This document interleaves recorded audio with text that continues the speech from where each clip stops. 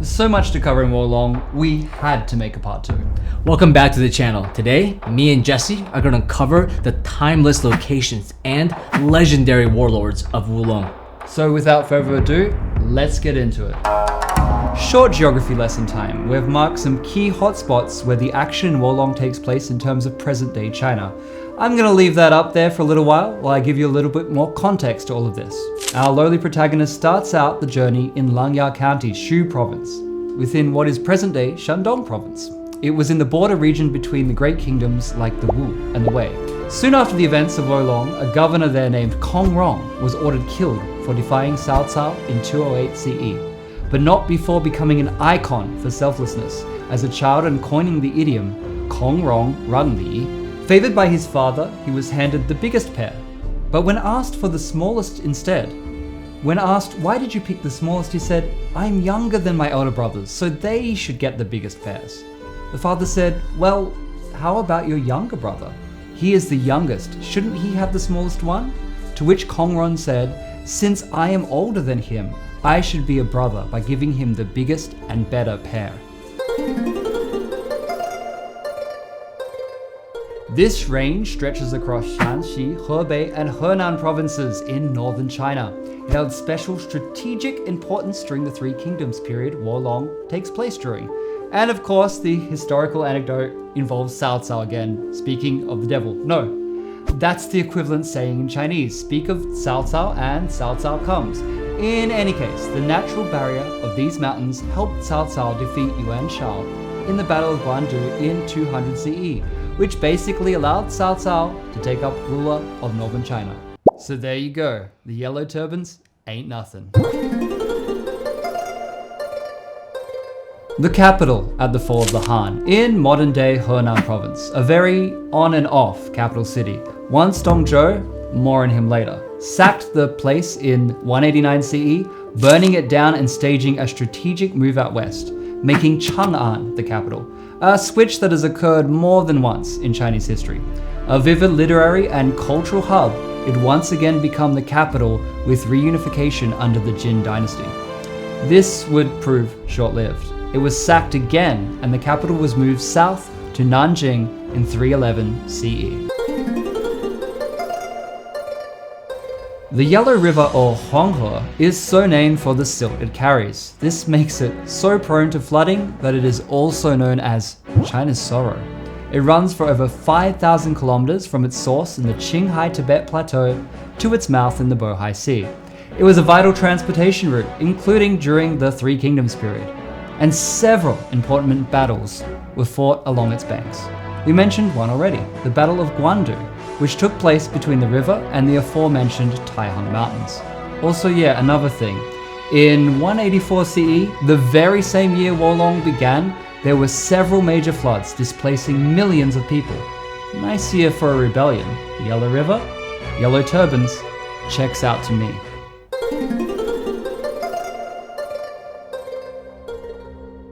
A mountain pass located in Henan province that's played a significant role in Chinese history and warfare for millennia. And wouldn't you guess, it's a novel battleground for Cao Cao to show up. The guy is all over these Three Kingdoms.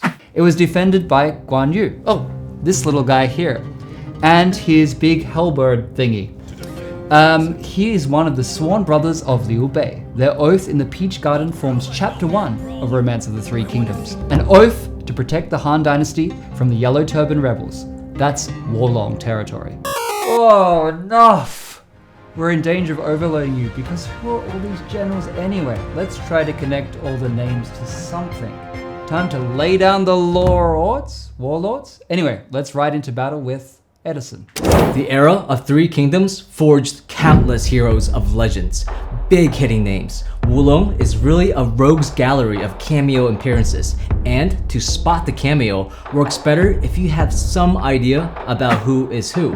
So here's the rundown. So we've touched upon the three Zhang brothers, Taoist sorcerers, Zhang Jue or Zhang Zhao, who is the same person. He is the oldest brother, but it is a younger brother dubbed Zhang Liang, General of Men, you face as the first boss in Luoyang. With Zhang Bao making up the final brother, the brothers were doctors before Zhang Jiao somehow came in possession of the mythical Book of Great Peace. Legend says it was gifted to him by a traveling hermit.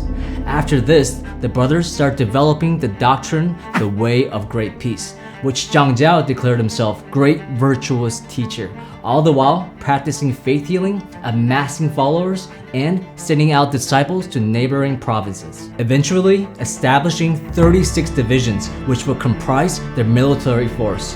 By 178 CE, Zhang Jiao started planting the idea of omens that indicated the Han had lost the mandate of heaven. With a rebellion coming in 184 CE, which is how the game starts, in the first year of the rebellion, the brothers took up their respective titles. Zhang Jiao, General of Heaven, Zhang Bao, General of Earth, and Zhang Liang, General of Men, which we see in the game. Mild spoiler alert from 2,000-year-old history here, but the Yellow Turbans did not succeed on the battlefield, with the brothers either succumbing to illness or falling in battle in quick succession. Liu Bei, Zhang Fei, and Guan Yu all did a Fellowship of the Ring style deal, except under Peach Blossoms, where they pledged to restore righteousness. It's even a Magic the Gathering card. This incident most likely fabricated for the novel and not strictly a historical fact. But regardless, all three men and their connection are of great importance. The key figure is Liu Bei, who is of noble descent but raised in poverty. He will go on to found the Shu Han Dynasty, one of the official three kingdoms. The general Guan Yu was a man of such prowess that he will go on to be revered as a martial god. Interestingly, he also served under Liu Bei's rival Cao Cao after being captured. Finally, the hot-tempered Zhang Fei, youngest of the three, fought alongside Liu Bei in many major battles. But his love of alcohol and tendency for cruelty may have been his undoing. He was eventually assassinated by subordinates. Another figure in this orbit that shows up in Wulong is Zhao Yun.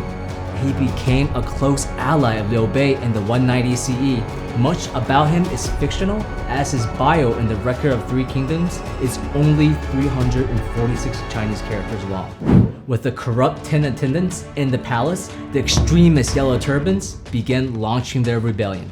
In 184 CE, turmoil was truly the order of the day. Though the Yellow Turbans would be put down in short order, other threats would soon arise. Namely, Zhou, a primary villain in the Three Kingdoms saga, taking advantage of the death of Emperor Ling of Han and a massacre of the eunuchs led by General-in-Chief He Jin in 190 CE. Zhou entered Luoyang, burning the capital to the ground before fleeing with the new emperor of Chang'an, which is now Xi'an. Meiwu, a location you'll visit in Wulong, reputed to be an exact replica of Chang'an city wall. The most feared lieutenant of Zhou was Lu Bu, perhaps the finest warrior the Three Kingdoms ever knew, and equally famous for his numerous allegiances and betrayals. He was so popular that people often said Lu Bu was a man among men. His horse, Red Hair, was a horse among horses. Needless to say, many were not too pleased with Dongzhuo's burning down the Luoyang gambit.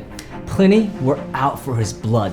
So came together a coalition of warlords, including Liu Bei with his sworn brothers and Yuan Shao, who spearheaded this alliance. Others among their brotherhood was Sun Jian, who will also be featured in Wulong's plot. But the most notorious of the whole equation was Cao Cao, hands down. A statesman, poet, philosopher, and warlord. If Cao Cao had one objective, it was to recapture the lost glory of the Han Empire at any cost. Even though he failed to unify China within his lifetime, he was honored as Emperor Wu of Wei after death. What makes him so magnetic is the inconclusive legacy attached to him.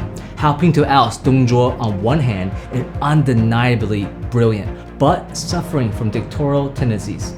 He is public enemy number one of Romance of the Three Kingdoms, and no doubt you'll tango with the man himself in Wulong. We're trying to keep this discussion light on spoilers, so there's some important late game characters we're just gonna skip over.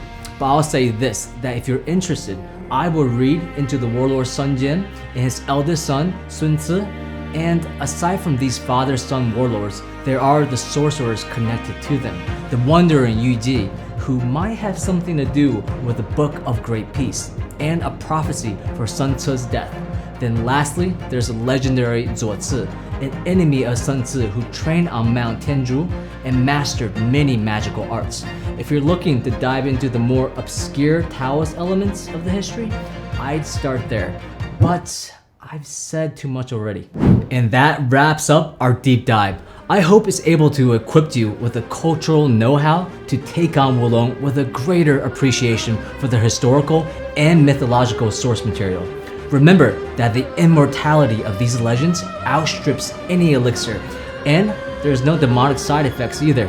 But if you want to sip from the chalice of victory, wisdom is all I can impart. Because this game is really hard, and I'm still stuck on Feng Xi. Can anyone please leave a comment with some tips? Hey Jesse, come help me out.